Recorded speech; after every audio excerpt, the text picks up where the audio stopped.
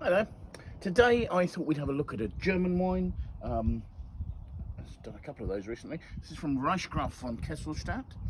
It's a cabinet and it's Kaseler Nies'chen. So Kaseler, not actually noted on the front label, is the village it's from, and Nies'chen is the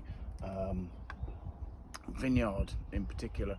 And translated, evidently, a Nies'chen is, I understand, a noviciate nun. So following on with a sort of a German tradition of a lot of the best vineyards having originally been owned by church establishments, this would have been owned presumably by a nunnery. The history of Reichsgraf von Kesselstatt is a long one. The first records of them producing wine are in 1349, and up until 1978 it was owned by the barons, the Reichsgraf from the region. In 1978 the estate was bought by the Ray family. The Ray family have been involved in producing high volume German wines for years. Ray Kenderman, still quite large German producers of some good value wines, and they put quite a lot of investment into producing quality wines from this fabulous estate. Kesselstatt have got somewhere in the region just over 40 hectares of vines, I believe, and in some of the top sites of the Ruther, which is where Kaseler Nies'chen is, also in the Saar and elsewhere throughout the Moselle. So they're normally referred to as being based in Trier. Their Castle Marienlay is a couple of kilometres south, I believe, of this particular vineyard. So it's one of the vineyards that's closer to their headquarters. So to talk about the wine, typically these are very clean sort of wines. They tend to be fermented in stainless steel tanks. There's not a big use of barrel for fermenting or aging, but they will always use native yeasts for fermentation, so indigenous fermentations, which will give a little more complexity to the fermentations because there's slightly less winemaker control and more influence of the conditions, the heat, the yeasts present, etc. So to talk about the wine, looking at it first, it's a very pale colour.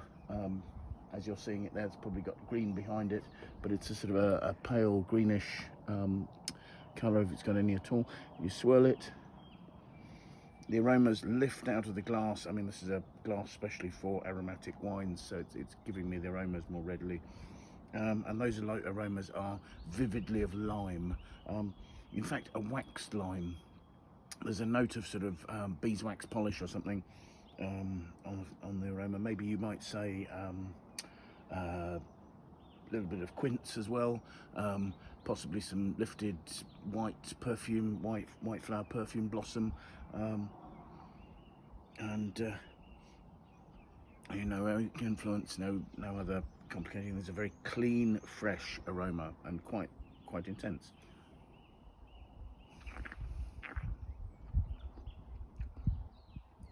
Tasting the wine, on the palate immediately you've got high acidity and a lovely clean sweetness.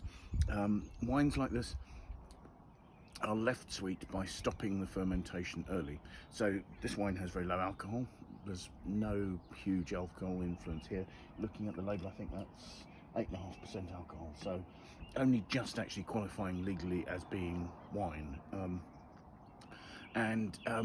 The reason that stopping the fermentation makes a difference is that you get a different sort of sugar left there than if you're blending sweetness back into a wine, which is the way that mass-produced wines are sweetened.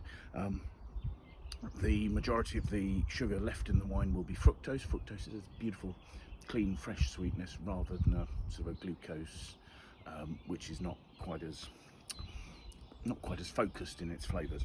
The flavours here again, liminess really coming through, which is an impression that's accentuated by the good acidity that you can taste on the sides of your tongue, and that acidity gives those flavours lovely length.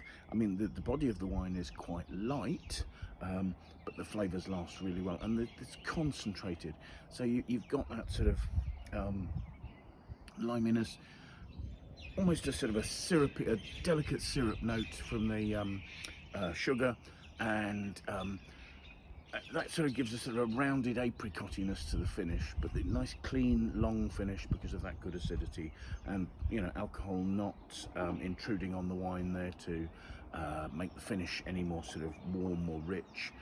The richness comes from lovely concentrated fruit. The vintage on this was 2015. 2015, you know, really exceptional vintage for the for most of Germany and particularly the Moselle.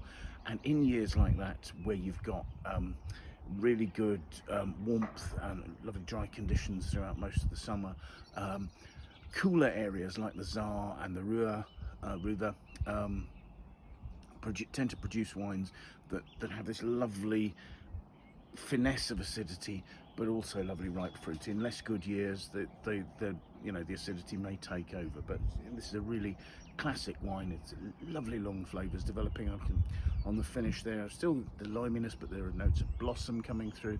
Tiny honey touches, very sort of sweet runny honey. A lovely wine. Cheers everybody.